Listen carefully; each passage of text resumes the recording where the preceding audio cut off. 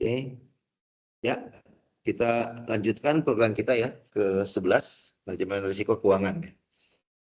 Jadi teman-teman sebagai manajer keuangan, teman-teman juga harus bisa aware atau apa ya istilahnya peduli dengan yang namanya risiko keuangan ya. Teman bisa mengetahui risiko keuangan apa saja yang bisa terjadi atau yang teman-teman hadapi seperti itu. Nah ini kaidah ekonomi syariah ya, al-ghurmu bil ghurmi, al-kharaj bil dhaman ya. Jadi ada profit, ada risiko, ada hasil, ada usaha ya, atau risiko ya. Jadi kaidah ini menyatakan bahwa kalau teman-teman pengen dapat sesuatu ya, harus ada usahanya gitu ya. Jadi itu adalah risiko. Itu adalah risiko ya teman-teman ya. Nah ini adalah gambaran besar program kita ya. Soal ini masih belum saya ganti ya. Bisa manajemen risiko. Nah ini tema atau pembahasan kita ya. Hanya 4 aja, jadi kita nggak terlalu banyak. Ada definisi risiko, manajemen risiko, jenis risiko keuangan, dan pengelolaan risiko keuangan ya. Harapannya teman-teman bisa memahami risiko keuangan yang potensial terjadi ya. Mati. Ya ini pointer. Nah ini, oke. Oke. Baca nggak sih? Ini gelap ya. Ya, jadi teman-teman harapannya dari teman-teman ada di sini, hadir di sini, teman-teman bisa memahami risiko keuangan yang potensial terjadi ya, dan menyebabkan kerugian dan bagaimana mengelola risiko keuangan tersebut ya. Ini ruang lingkup manajemen manajemen manajemen apa namanya keuangan. Oke, sebelum kita masuk ya teman-teman, kira-kira definisi risiko itu apa? Harus jawab. Risiko itu apa sih risiko? Risiko. Pakai I ya. Hah? Dampak yang terjadi, Mbak. Dampak yang terjadi, ada lagi? Potensi apa? Potensi kerugian, ada lagi? Finansial. Apa maksudnya finansial?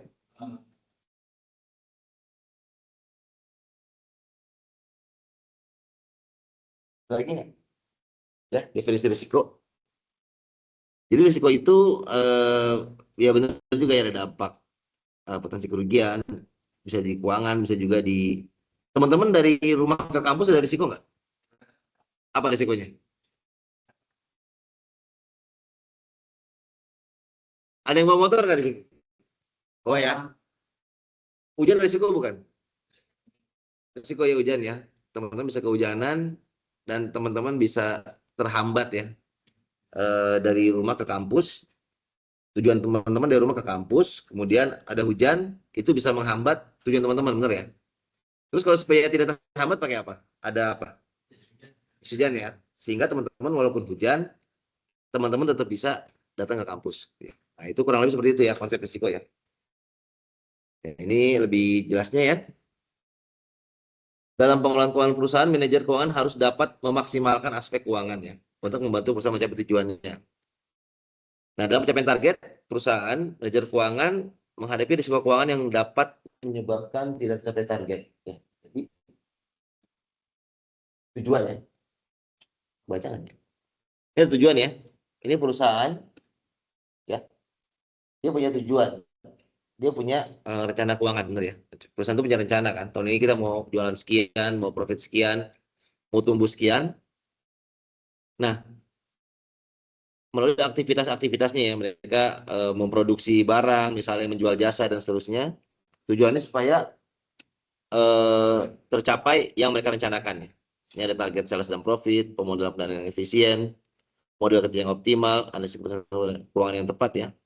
Tapi di tengah-tengah ini ada namanya risk atau risiko ya.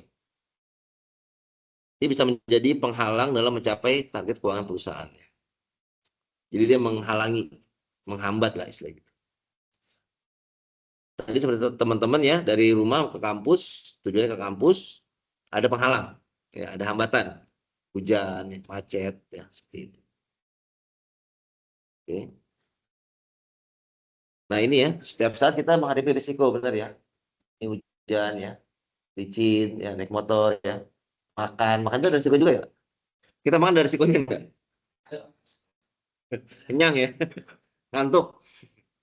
Biasanya kalau habis makan penyakitnya kambuh ya, ngantuk.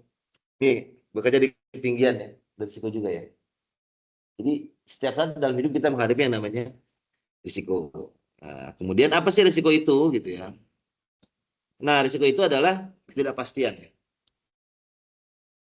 Ketidakpastian. Bisa A, bisa B, bisa C, bisa D. Kita kan nggak tahu ya besok ada apa ya. Jadi kalau teman-teman eh, apa namanya paranormal gitu misalnya, dapat bocoran dari langit misalnya gitu.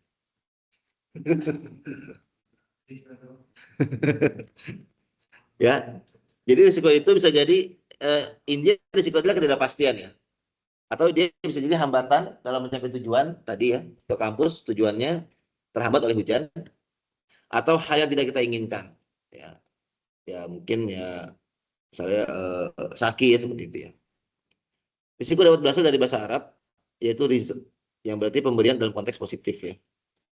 Risiko banyak ditemukan secara negatif namun terdapat hal yang positif ya. Jadi risiko itu bisa negatif, bisa juga positif. Karena yang namanya tidak pasti itu kan bisa bagus, bisa jelek ya. Sebagai contoh, siapa ingin mendapat untung harus siap menanggung rugi ya. Jadi, kalau teman-teman mau dapat duit banyak, teman-teman misalnya jualan gitu ya, bisnis. Ada risiko nggak? Ada ya. Tapi ada kan nggak pasti ya. Kalau bisa nggak pasti ya. Bisa untung, bisa rugi. Kalau ada pertanyaan langsung aja ya. Risiko ketidakpastian yang berdampak pada tujuan perusahaan. Nah, dalam konteks perusahaan ini, kita kan sebagai manajer keuangan, ketidakpastian yang berdampak pada tujuan perusahaannya. Risiko jika terjadi dapat menyebabkan ya sales menurun ya, operasional terhambat, target profit yang tercapai ya, biaya yang tidak perlu, kerugian dan lain-lain.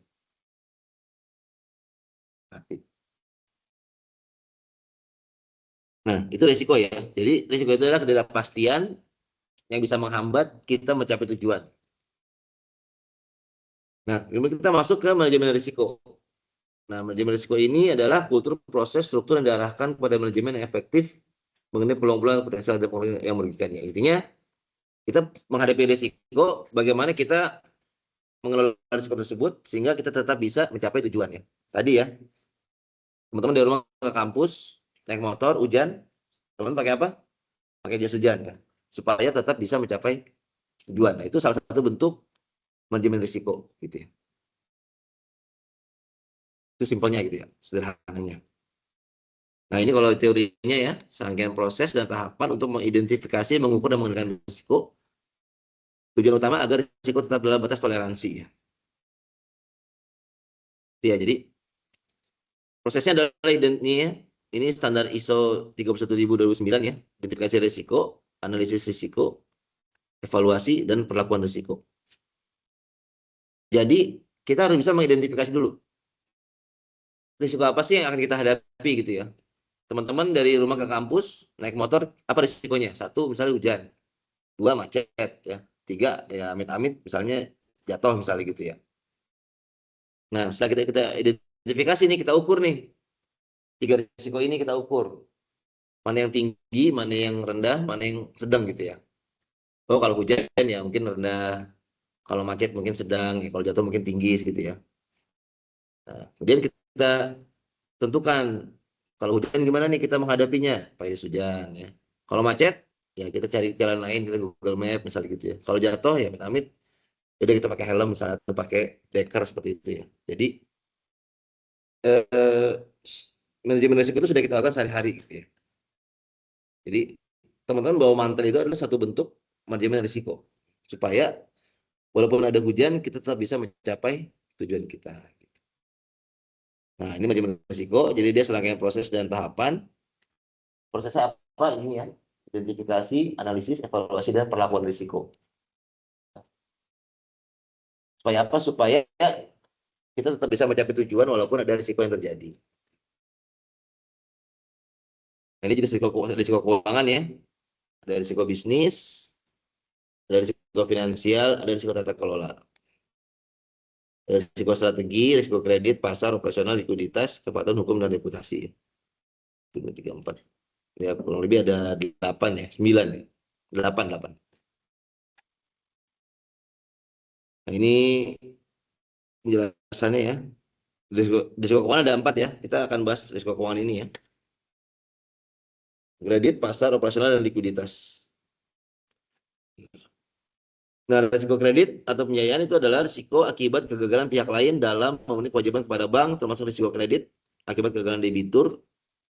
Ya, jadi intinya adalah ketika ada, kalau di lembaga keuangan itu kan kita ngasih kredit ya. Nah, yang kredit itu kan harusnya dia bayar secara mengangsur. Nah, dia nggak bayar angsuran gitu intinya gitu ya. Jadi ada kegagalan pihak lain dalam memenuhi kewajibannya. Gitu. Harusnya dia bayar angsuran, dia nggak bayar angsuran. Nah, itu namanya risiko kredit. Nah, kalau di lembaga keuangan, di bank, perbankan, di multifinance, ataupun di pegadaian seperti itu ya, itu risiko kredit adalah risiko yang paling utama. Ya, karena memang perusahaan perbankan itu kan tugasnya atau bisnisnya adalah jualan kredit ya. Kalau sampai terjadi risiko kredit, nasabah gagal bayar itu bisa berdampak pada kerugian si perbankan tersebut. Ya, risiko kredit, gagal bayar. Yang kedua ada risiko pasar. Risiko pasar adalah risiko kerugian yang timbul akibat pergerakan harga pasar ya. Nah, ini bisa dipecah lagi. Risiko suku bunga, risiko posisi ekuitas, risiko nilai tukar, dan risiko posisi komoditi ya. Ya, terutama ini terjadi bisa kalau misalnya kita punya perusahaan itu kita punya transaksi dengan luar negeri ya. Nah, itu akan terpapar oleh memiliki risiko nilai tukar yang sangat tinggi ya. Jadi ya contoh misalnya kita punya perusahaan nih, kita terbitkan obligasi, kita cari utangan ke luar negeri, dapat dalam bentuk dolar ya, US dollar. Nah, ketika dolar rendah, lemah, kita enak ya, kita untung ya. Tapi ketika dolar menguat, kita yang rugi. Tadinya kita cuma pinjam 10 juta, atau jadi bisa 15 juta, 20 juta seperti itu ya. Ini cukup ini ya. Dan ini pernah terjadi, teman-teman tahu krisis 98, 97 tahu? Krisis moneter 1998. Udah ini kelahiran berapa nih? Ada yang udah tua belum? Ada yang udah tua? Kelahiran berapa? 93. Berarti ngerasain ya. Kalian berapa? 81. Buset. Tua juga ya. Berarti ngerasain ya. Ngerasain 1998 ya. Berarti ngerasain reformasi juga ya. Ya, jadi memang ya 2097 itu dolar masih 2.500. Juli ya. Juli itu masih 2.500. Terus naik. Januari 98 itu dolar 11.000 kalau nggak salah.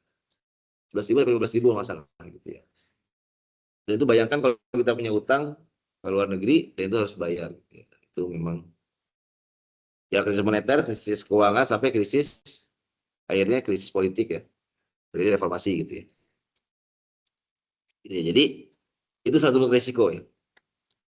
Jadi risiko kredit, risiko pasar, yang ketiga adalah risiko operasional ya. Risiko operasional adalah risiko akibat ketidakcukupan dan atau tidak berfungsinya proses internal, kesalahan manusia, kegagalan sistem, dan atau adanya kejadian-kejadian eksternal ya. Jadi risiko operasional ini yang terjadi di sehari-hari ya. Misal teman-teman ada proses yang kurang kurang kita desain, salah desain misalnya gitu ya. Misalnya kalau di pabrik misalnya harusnya naruh barang di sini, tapi harusnya barangnya di bawah, di atas kayak gitu ya. Akhirnya terjadi risiko jatuh seperti itu. Barangnya pecah, barangnya rusak. Atau kesalahan manusia ya, human error, lupa, lalai ya. Harusnya matiin lampu, nggak matiin lampu, akhirnya boros lah. Harusnya matiin kompor, nggak matiin kompor, akhirnya kebakaran. Contohnya itu human error, itu risiko operasional.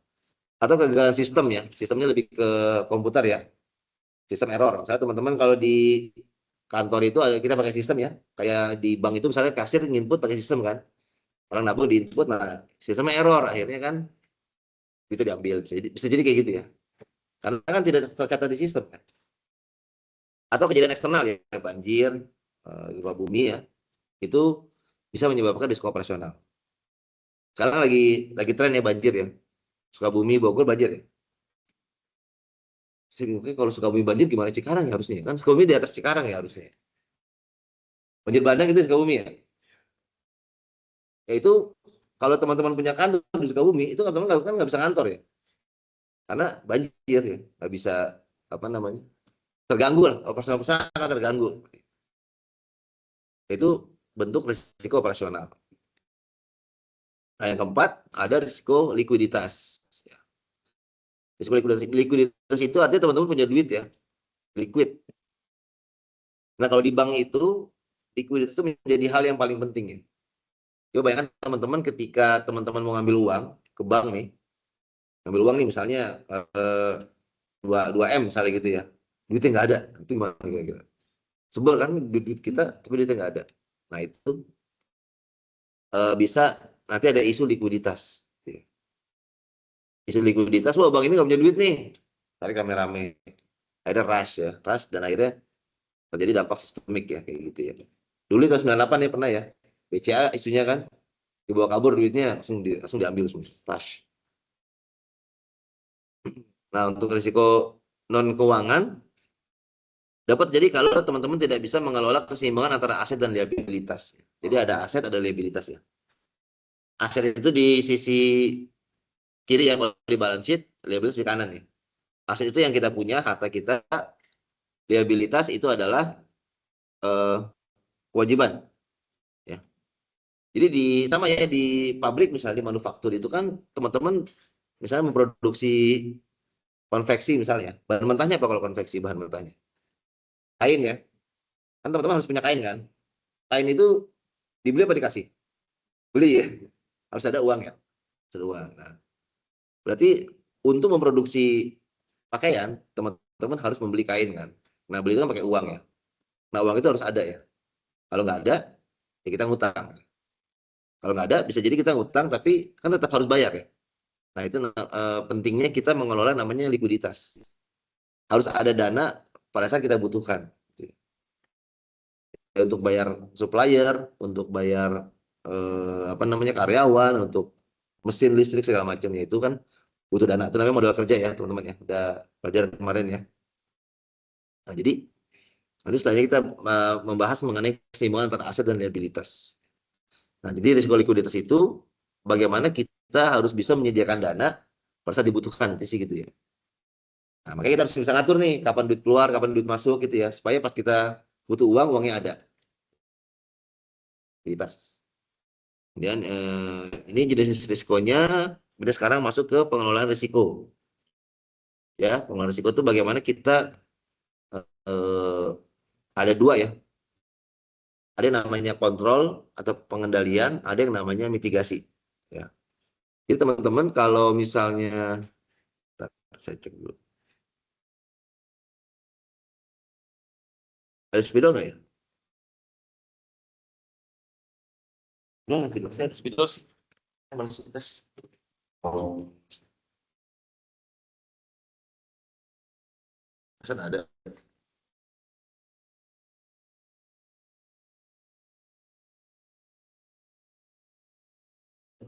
Ada.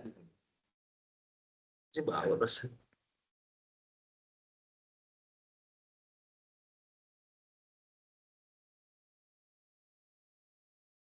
Oke, jadi teman-teman ya, kalau kita bicara risiko, jadi kita bicara dua ya. Kalau kita di sini ada namanya tadi kan kita menilai ya. Risk assessment namanya. Penilaian itu. Jadi kita identifikasi, kita nilai, kita ukur ya, kita nilai ya. Ini cukup.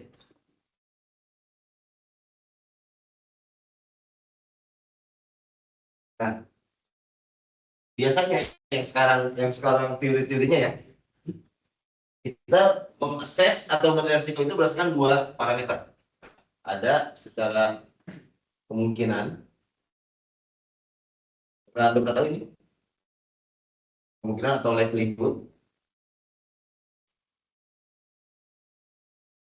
dan dampak atau impact.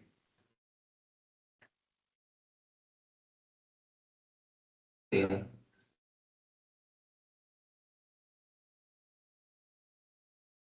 Ini yang semester lalu manajemen risiko bukan sih? Bukan. Ya. Jadi nanti bisa dibikin, misalnya kita pakai bisa 5 kali 5 misalnya gitu ya.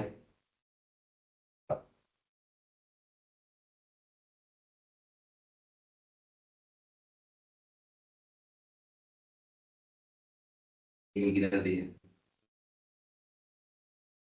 Nah, ini likelihood, ini impact. Likelihoodnya ya nggak pernah, misalnya nggak pernah, jarang misalnya, agak sering gitu ya, sering, ini selalu. Misalnya contohnya, impactnya misalnya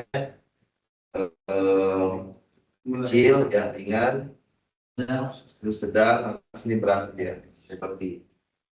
Oh, kalau ini sama ini berarti ini low, misalnya ini low, misalnya low, medium, misalnya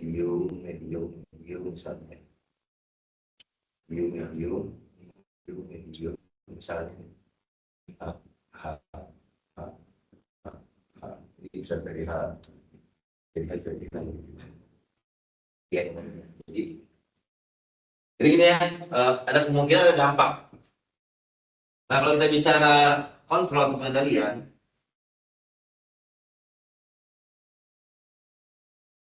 itu kita bicara kemungkinan.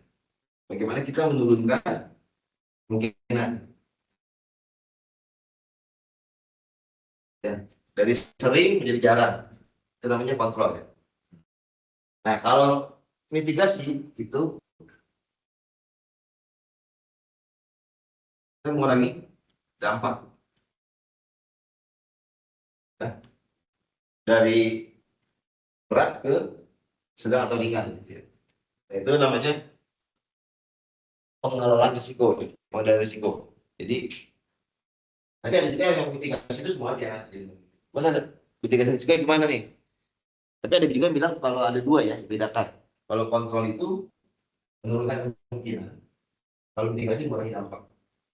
Contoh misalnya di pabrik atau di kantor ya, setiap pulang wajib mencabut listrik misalnya, cabut listrik.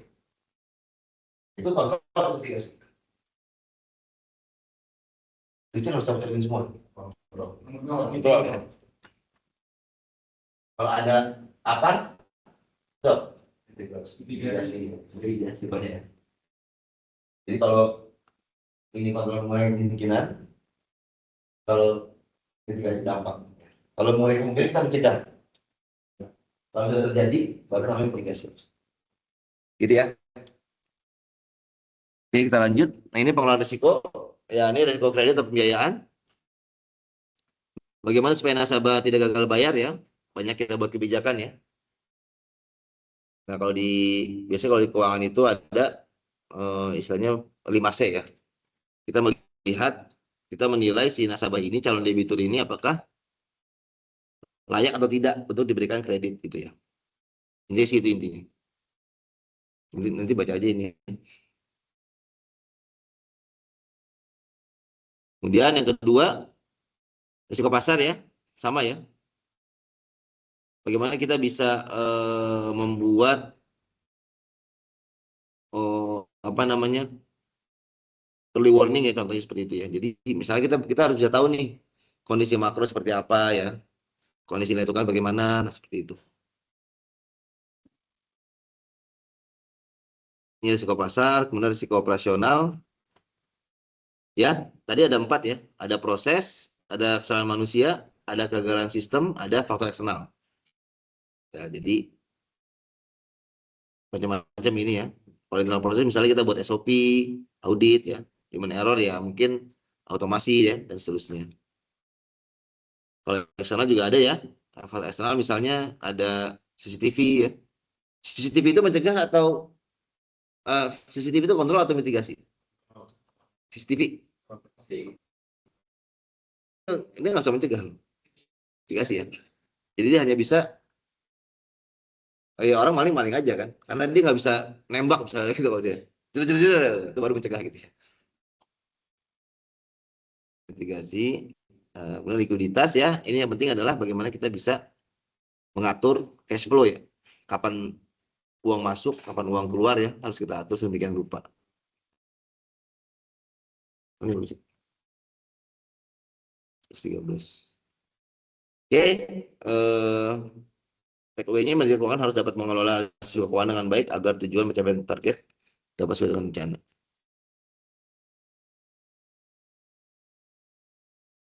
Sampai sini ada pertanyaan teman-teman tentang risiko, manajemen risiko.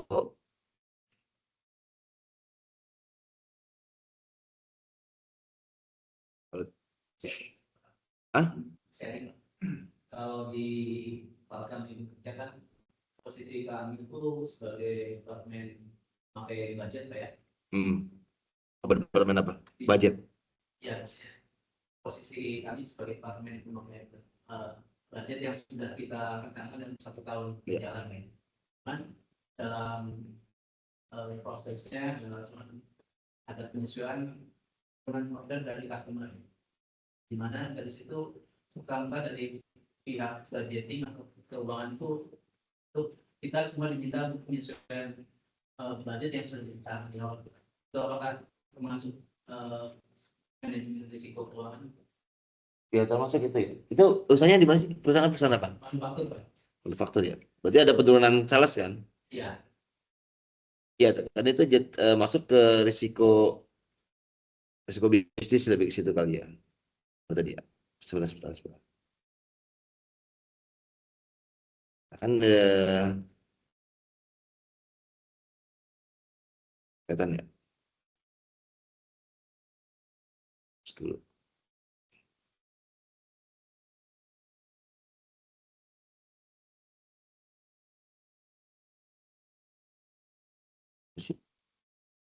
Ya, nggak bisa.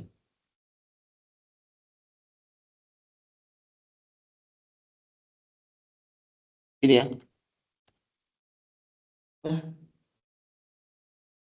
Bentar. Ya ini ya, macam-macam ya. Ada risiko bisnis. Jadi istilahnya kan itu ada penurunan performance gitu kan. Ya kinerja perusahaan jadi memburuk lah istilahnya dibanding tahun sebelumnya. Tentu harus ada penyesuaian ya. Harus ada activity plan yang menyesuaikan dengan kondisi perusahaan saat ini. Nah itu bisa macam-macam sih ya. Itu bisa jadi risiko bisnis, bisa jadi risiko keuangan, bisa jadi risiko tata kelola juga ya. Nah, kenapa bisa turun misalnya gitu ya? Kenapa kok bisa turun? Misalnya profit turun nih. Kenapa? Apa karena pasar yang kurang apa namanya daya beli masyarakat misalnya gitu ya? Nah, itu bisa jadi kan dia karena ada risiko pasar seperti itu ya. Atau karena mungkin ada pembeli yang gagal bayar misalnya. Ya, persaingan juga. Nah, kalau persaingan mungkin bisa jadi ke risiko strategi juga ya. Manajemen salah strategi nih kayak gitu. Harusnya mungkin kita jangan agresif misalnya di pasar, atau mungkin kita harusnya agresif tapi nggak agresif misalnya, sehingga diambil oleh kompetitor misalnya gitu. Di macam-macam sih, harus dinilai sih seperti itu. Dan itu tentu apa namanya bisa jadi keuangan, bisa jadi non keuangan juga ya. Ya ada lagi teman-teman? Kalau tidak ada kita lanjut ke 12 ya.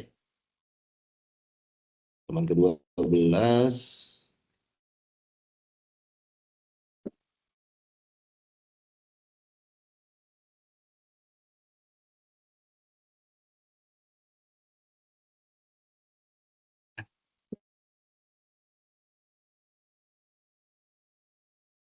Oke, yang online sudah muncul slide-nya? Halo? Hilang ya? Sudah Pak, sudah. Oke, kita masuk ke manajemen aset dan liabilitas tadi ya, sempat disinggung sebentar. Bagaimana kita bisa menyeimbangkan antara sisi aset dan liabilitas. Ini Mutiara Hikmah ya, Jadi intinya ada keseimbangan yang terjadi di dalam akhirat. Nah ini mungkin konteksnya kalau agak-agak cocokologi ya. Kita juga berbicara mengenai keseimbangan sekarang antara aset dengan liabilitas. Jadi lebih ke tata kelola perusahaan ya. Nah, ini pembahasan kita ya. Ada aset definisi, ada ALCO, aset liability committee, ada keseimbangan aset dan liabilitas. Jadi kaitannya dengan manajemen kas dan piutang, manajemen investasi dan manajemen persediaan. Jadi memahami pentingnya mengelola keseimbangan antara sisi aset dan sisi liabilitas dalam operasional bisnis perusahaan. Nah, ini ruang lingkupnya. Nah, ini definisi ya. Jadi intinya ALMA ya, aset dan liability management. ALMA itu adalah mengontrol posisi keuangan. Ya, jadi dia mengendalikan terhadap posisi keuangan. Dia juga proses dari perencanaan, pengelolaan dan pengawasan dan fungsi sebagai pengendalian aktiva dan pasifa secara terpadu ya. Jadi harus ada yang ngatur. Sini juga ada pengelolaan permodalan, pemupukan dana dan penggunaan dana ya. Singkat dengan ALMA ya. Ya jadi ya intinya adalah bagaimana kita bisa punya duit saat dibutuhkan itu ya. Intinya itu. Kemudian ini manajemen aset dan liabilitas, yaitu bagaimana manajer keuangan mengatur penerimaan dan pengelolaan keuangan agar seimbang. Artinya ketersediaan kas harus diatur agar ada dan cukup untuk membayar kewajiban pada saat dibutuhkan ya. Nah, manajemen aset dan liabilitas ada fungsi yang sangat krusial pada lembaga keuangan. Kalau di perbankan ini krusial ya, penting banget. Pada perusahaan non keuangan, manufaktur fungsi ini bertanggung jawab pada pengelolaan modal kerja. Ya, misalnya manufaktur itu harus ada modal kerja ya. Jadi harus tahu mana yang masukin, mana yang menambah cash flow, mana yang mengurangi cash flow. Alma berfokus mengoordinasikan seluruh portfolio aset dan kewajiban yang bertujuan memaksimalkan keuntungan. Perolehan keuntungan nanti akan disalurkan lewat dividen kepada para megang saham. Sementara dalam jangka panjang dapat mempertahankan likuiditas kebutuhan dari prinsip kehati-hatian. Ini kalau di balance sheet ya teman-teman ya. Ada aset, ada liabilitas ya. Nah, kalau Alma itu tugasnya satu mengelola pemasukan dan pengeluaran kas di sisi aset, mengatur pembayaran kewajiban tepat waktu.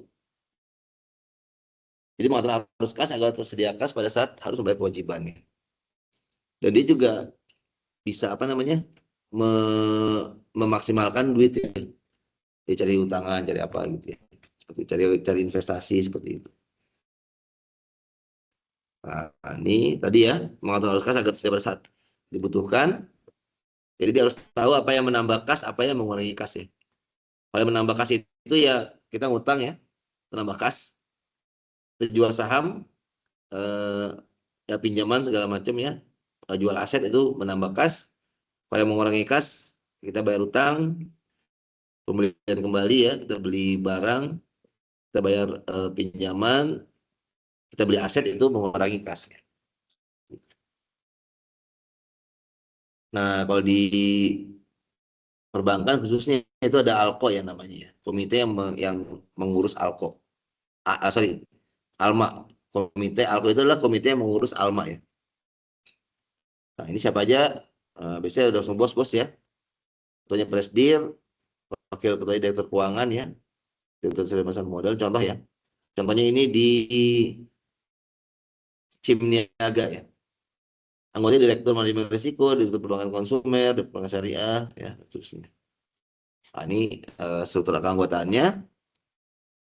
Tugasnya dia tadi ya, ini mengawasi ya. Perusahaan ini bagaimana neraca dan pendapatan bunga bersihnya. Kontingensi funding plans ya. Jadi dia mengawasi kondisi neraca dan juga pendapatan perusahaan. Gitu ya. Dan juga aset dan liability management ya. Ya contohnya ya menyetujui manajemen action trigger, batas likuiditas dan suku bunga dalam banking book ya. Tadi likuiditas ya harus diatur ya. Menetapkan, mengawasi dan mengkaji strategi lindung nilai entitas yang berada di naungan Siamin Niaga sama mengkaji dan memastikan bahwa profil risiko bank masih dalam batas yang ditetapkan dalam MAT batas risiko lainnya. Nanti baca aja ini. Nah, kenapa keseimbangan aset dan liabilitas itu penting ya? Pada perbankan itu satu pengelolaan risiko likuiditas ya. Jadi bank itu penting untuk mengelola likuiditas. Dia harus punya duit pada saat masa mengambil tabungan atau pada saat pencairan kredit. Pengelola tingkat suku bunga, ya suku bunga yang baik, yang optimal berapa persen, risiko pasar modal dan risiko nilai tukar, manajemen modal pendanaannya, dan juga risiko kreditnya. Nah, itu juga harus diperhatikan karena di perbankan. Kalau di non keuangan ya, ada modal kerja ya. Modal kerja itu penting ya. Kalau nggak ada modal kerja, kita nggak bisa produksi. Nah, harus kas, sama nih pasar modal dan juga manajemen modal dan pendanaan. Ini kalau Alma itu kaitannya dengan manajemen kas dan piutang, manajemen investasi dan manajemen persediaannya. Jadi kalau di kalau persediaan mungkin lebih ke manufaktur ya kalau persediaannya. Dan ini mati, saya dikit mati. Manajemen kas dan piutang ya, jadi perlu diatur kas dan piutang dari perusahaan. Ya. Jadi kas itu untuk bayar piutang. Sorry. Kas itu untuk membayar utang, piutang itu untuk apa namanya pembelian secara kredit ya. Jadi memang perusahaan itu harus membutuhkan kas untuk kebutuhan transaksi berjaga-jaga dan juga spekulasi ya.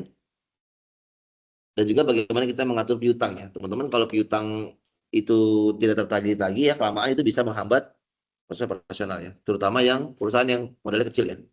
Karena duit kita kan di luar. Kita pengen beli barang nggak bisa karena duit kita nyangkut gitu. Nah, ini strateginya harus ada jumlah kas minimal yang harus ditentukan ya. Kita harus punya jumlah kas minimal berapa. Harus ada cadangan kas untuk bayar biaya terduga ya. Dan terkait dengan pengembangan perusahaan, misalnya kita mau invest, membuka cabang, nah itu juga harus dipikirkan ya, diatur. Itu strategi manajemen kas. Ini sama ya, berapa kas yang tersedia, kemudian berapa posisi kas perusahaan mengalami penurunan defisit. Kita harus tahu kapan sih kalau kas itu turun, kapan naik ya. Misalnya pas Lebaran itu mungkin kas itu dikit ya, karena buat bayar THR segala macam. Nah, dan piutang ini tagihan perusahaan atas uang atau barang atau penjasa kepada pihak lain. Jadi memang teman-teman mungkin kalau di pabrik atau di mana ya, itu kita bisa ya, kita jualan, kita beli secara utang ya. Jadi pembeli itu membayar secara mengangsur. Nah, itu mungkin bisa jadi strategi buat meningkatkan sales kita ya. Tapi juga harus ingat, kita harus juga bisa mengatur mengelola piutang tersebut dengan baik ya. Jangan sampai nanti gagal bayar nih yang pembeli kita. Nah, ini manajemen piutang ya. Ini definisinya. Ini poin penting karena piutang merupakan aset yang cukup material. Jika tidak dikelola dengan baik, maka akan menimbulkan risiko kredit ya. Jadi nggak cuma di bank, di manufaktur, di pabrik juga bisa ada risiko kredit ya. Pembeli nggak bayar gitu ya. Nah, ini teknik dan strateginya ya. Membuat daftar khusus piutang, pengendalian piutang ya. Kira-kira mana sih pelanggan yang kita kasih utang, mana yang enggak gitu ya. Ini si A nih kayaknya nih, ini nih tarsok ya kalau ditagih ya. Tahu nggak tarsok, tahu tarsok? Ya ntar besok gitu ya. Kalau ditagih ya. Kalau pas dia mau beli barang ya manis-manis ya. Bang, minta tolong dong gini-gini. Bisa boleh ya saya kredit ya. Dan lagi dia galakkan dia gitu ya. Menghitung perputaran piutang ya gitu ya. Nah, ini manajemen kas dan piutang. Yang kedua manajemen investasi. Investasi berarti membeli aset ya. Jadi teman-teman juga sebagai manajer keuangan kita kalau pengen mungkin ada dana dana dana yang nganggur ya. Itu bisa kita investasikan. Nanti hasilnya baru masuk ke kas perusahaan gitu ya. Ya kita beli saham, beli apa obligasi gitu ya. Nah, kan kita pengen nambah kas juga kan. Kan konteksnya kan nambah kas, nambah aset gitu ya. Supaya kita ketika kita pengen bayar kewajiban ada aset, ada kas yang cukup ya. Jadi ini aktivitas menambah kas ya kalau investasi. Nah, ini kalau dari tujuannya ada pertumbuhan pendapatan dan nilai ya. Jadi kalau pertumbuhan kita pengen menambah modal di sisi apa namanya aset kita nambah atau pendapatan juga reguler ya dari investasi tersebut. Cuman kita harus bisa, nah ini sebelum investasi ya kita tentukan tujuan kita apa ya. Tujuan kita kalau kita invest, kita harus tahu tentu tujuan kita kapan nih, jangka pendek, jangka menengah atau jangka panjang gitu ya. Minimalkan perputaran investasi, jangan terlalu sering beli, jual beli, jual beli, jual beli ya. Coba kita hold ya. Kalau di YouTube tuh ada siapa tuh yang beli saham BCA ya, 20 25 tahun nanti kebetulan lalu dibeli saham BCA nggak dijual-jual, itu udah nilainya udah luar biasa gitu ya. Dari 100 juta jadi 2 M misalnya gitu. Pertimbangkan harga aset dan diversifikasi portofolio. Nah, ini kalau kata basic investasi ya, jangan taruh, don't put your egg in one basket gitu ya. Jangan taruh semua telur kita di satu keranjang. Dia harus diversifikasi ya. Kita invest di properti, invest di apa namanya misalnya di kuliner, invest di atas raya. Jadi kalau bisa jangan satu aja investasi. Karena kalau satu hancur, hancur semua gitu ya. Nah, ini manajemen investasi dan Alma ya. Jadi ini berkaitan dengan sisi aset. Ya, jadi investasi dilakukan oleh orang memperhatikan kebutuhan dana perusahaan. Jadi misalnya kalau perusahaan butuh jangka, jadi ada investasi yang jangka pendek, jangka menengah, dan jangka panjang ya. Kalau kita pengen bayar liabilitas itu butuh investasi yang jangka pendek aja. Harus ada instrumen investasi yang liquid sehingga mudah dikonversi menjadi kas secara cepat. Terakhir, manajemen persediaan ya, yang di pabrik itu bisa mengatur persediaan inventory ya. Inventory itu bisa bahan mentah, bisa jadi barang jadi ya. Teman-teman pernah dengar ini nggak? Yang di pabrik siapa ini? Yang kerja di pabrik ya? Pernah dengar ini nggak? Seven muda gitu pernah dengar ya? 7 sampah, seven waste sampah ya. Ya, pernah dengar ya? Jadi inventory itu adalah sampah ya. Inventory itu adalah ya. Jadi tapi kita harus punya, misalnya kita inventory terkait dengan bahan mentah ya, itu tentu harus ada ya.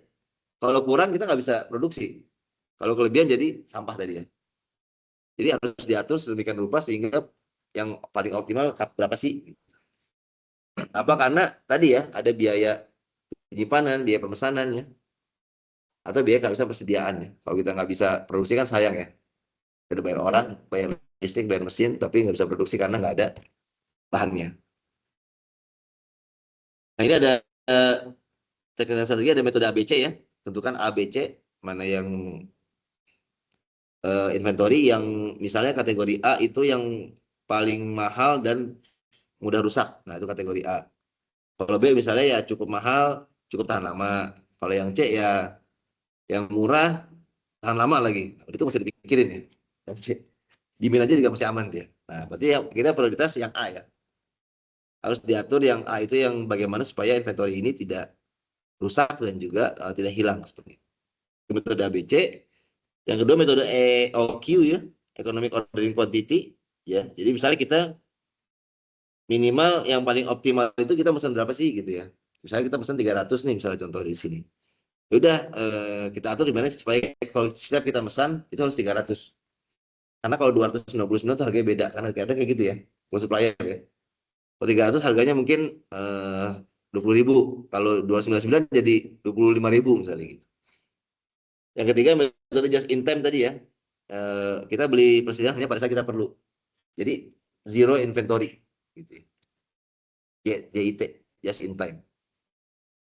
Nah, hubungannya dengan Alma yaitu karena ini terkait dengan modal kerja ya. Bagaimana menyediakan stok persediaan yang cukup agar proses produksi dapat dilakukan secara optimal. Jadi berkaitan juga dengan manajemen kas ya. Jadi persediaan itu berkaitan dengan manajemen kas. Bagaimana menyediakan kas yang cukup pada saat dibutuhkan ya. Dan juga pengelolaan piutang dagang. Oke, sampai sini ada pertanyaan teman-teman terkait aset dan liabilitas Alma ya. Jadi manajemen aset dan liabilitas memiliki peran penting dalam menyediakan dana yang kas yang cukup untuk biaya aktivitas bisnis perusahaannya. Jadi baik di keuangan maupun non keuangan tetap ini menjadi hal yang penting ya. Jadi tujuannya adalah menyeimbangkan antara sisi aset dan liabilitas supaya perusahaan itu punya dana yang cukup pada saat dibutuhkan. Gitu. Oke, Ada pertanyaan sampai sini? Sekarang jam 12. Yang online ada pertanyaan? Silakan kalau ada. Cukup Pak, cukup. Cukup ya.